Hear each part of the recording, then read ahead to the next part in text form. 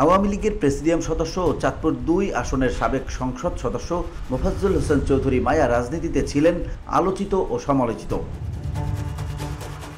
হাসিনার আমলে ঢাকার রাজনৈতিক গডফাদার হিসেবে খ্যাতি এবং চাঁদপুর তথা মতলবে ছিলেন মূর্তিমান আতঙ্ক।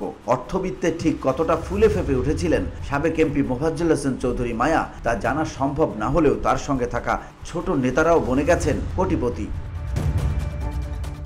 ৫ আগস্টের আগ পর্যন্ত দোর্দণ্ড প্রতাপে মতলবে শাসন করা এই আওয়ামী লীগ নেতার বর্তমান অবস্থান সম্পর্কে জানে না কেউ।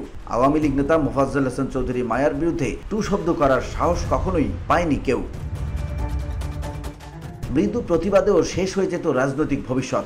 কেবল আওয়ামী লীগ নয়, বিএনপি নেতারাও ভয়ে কখনো কথা বলতেন না তার বিরুদ্ধে, যেন সবার কাছেই জানত আতঙ্ক ছিলেন এই নেতা। নাম না প্রকাশের শর্তে মতলব উত্তর ও দক্ষিণের একাধিক ব্যক্তি বলেন, মায়া ও তার পরিবারের বিরুদ্ধে কেউ কোনো কথা বললেই তার উপর চলত মধ্যযুগীয় কায়দায় নির্যাতন। তিনি মতলবে এতটাই ক্ষমতাধর ছিলেন, যখন যা বলতেন সেটাই ছিল মতলবের মানুষের জন্য এক ধরনের সংবিধান। অথচ মতলবে হেন দুর্নীতি নেই যা করেননি এই মায়া চৌধুরী। চাঁদপুর তথা মতলব উত্তর ও দক্ষিণ এই দুই উপজেলার বিভিন্ন দপ্তরের ঠিকাদারি কাজ, মেঘনা নদীতে বালু উত্তোলন, শিক্ষা প্রতিষ্ঠানের কমিটি, শিক্ষক নিয়োগ ও বদলি, স্থানীয় নির্বাচন সহ সবকিছুই হতো তার কথা মতো এবং দিতে হতো নির্দিষ্ট অঙ্কের পার্সেন্টেজ। টিআর কাবিখার টাকা নামে বেনামে সবই উত্তোলন করতেন তিনি। পরিচয় না প্রকাশের শর্তে উপজেলা আওয়ামী লীগের কয়েকজন নেতা বলেন, এমন কোনো সেক্টর নেই যেখান থেকে টাকা পেতেন না মায়া। সব টাকাই নগদে পৌঁছাতো তার কাছে।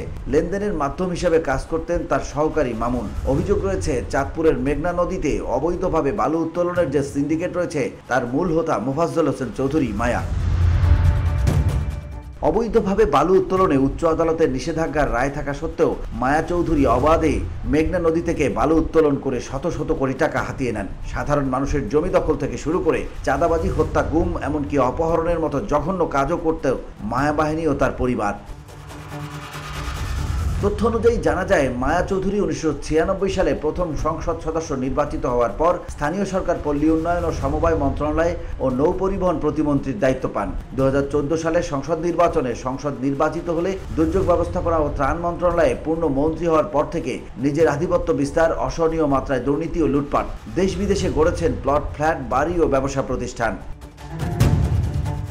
একটি বিশ্বস্ত সূত্রে জানা যায়, নারায়ণগঞ্জ চিটাগাং রোডে মায়া চৌধুরীর স্ত্রীর নামে 8 বিঘা জায়গার মধ্যে রিনালয় সিএনজি পাম্প হাউস, উত্তরা 1 নং সেক্টরে 6 তলা বাড়ি, গুলশানে হোটেল লেক ভিউ প্লাজার পাশে 5 কাঠা প্লট, উত্তরা নিকুঞ্জে 5 star hotel the Western Maya, Bhulta Gausia 30 bigha জমিতে স্টার থাই অ্যালুমিনিয়াম ফ্যাক্টরি, গাজীপুরে চৌধুরী গার্মেন্টস, পুরনো ঢাকা ভূতের গলিতে আলী ভিলা নামে বাড়ি, গুলশান মরিয়ম টাওয়ারে ফ্ল্যাট, উত্তরা 14-15 সেক্টরে 3টি বাড়ি, মতলব উত্তর ও দক্ষিণে রয়েছে প্রায় 300 একর জমি। এছাড়াও বিভিন্ন সূত্রে জানা যায়, লন্ডনে কয়েকটি ফ্ল্যাট ও বাড়ি রয়েছে। এগুলো দেখাশোনা করে তার নাতি আশফাক চৌধুরী মাহি। কানাডায় বেগমপাড়ায় বাড়ি আছে 3টি, সেখানে বসবাস তার কন্যা। নারায়ণগঞ্জের আলোচিত 7 মার্ডারের মূল হোতা তৎকালীন র্যাব 11 এর কমান্ডিং অফিসার তারেক সাইদের স্ত্রী রিয়া চৌধুরী। আমেরিকায় বাড়ি ও ব্যবসা প্রতিষ্ঠান করেছে, ওখানে দেখার দায়িত্ব রয়েছে মায়ার ছোট ছেলে রনি চৌধুরীর। এছাড়াও মালয়েশিয়া, সিঙ্গাপুর, দুবাই গড়ে তোলেন অবৈধ সম্পদের পাহাড়। মায়াপুত্র প্রয়াত দীপু চৌধুরীর নেতৃত্বে একসময় উত্তরা ফ্রেন্ডস ক্লাব দখলে ছিল। ওই ক্লাবের আধিপত্য ও জমি দখল নিয়ে 2000 সালের দিকে তিতাস নামের একজনকে হত্যা করা হয়। দীপু চৌধুরী এই হত্যাকাণ্ডে জড়িত বলে অভিযোগ ছিল। তখন দীপু চৌধুরী সহ অন্যদের বিরুদ্ধে মামলা হয়। তারপরও দীপু ছিলেন ধরাছোঁয়ার বাইরে। দলীয় প্রভাব খাটিয়ে দীপুকে রক্ষা করেন তখনকার প্রতিমন্ত্রী বাবা মায়া চৌধুরী। এছাড়াও 1996 সালে আওয়ামী লীগ ক্ষমতায় আসার পর রাজধানীর উত্তরায় ঠিকাদার তরাজউদ্দিন খুনের ঘটনায় মায়ার প্রয়াত ছেলে দীপু চৌধুরীর সম্পৃক্ততা পাওয়া যায়। 2008 সালের নির্বাচনে আওয়ামী লীগ ক্ষমতায় এলে দীপু চৌধুরী আবার মাথাচাড়া দিয়ে ওঠেন। পাল্টে যায় দৃশ্যপট। আঙুল ফুলে কলাগাছ হওয়ার মতো বিপুল অর্থ সম্পদের মালিক হন তারা।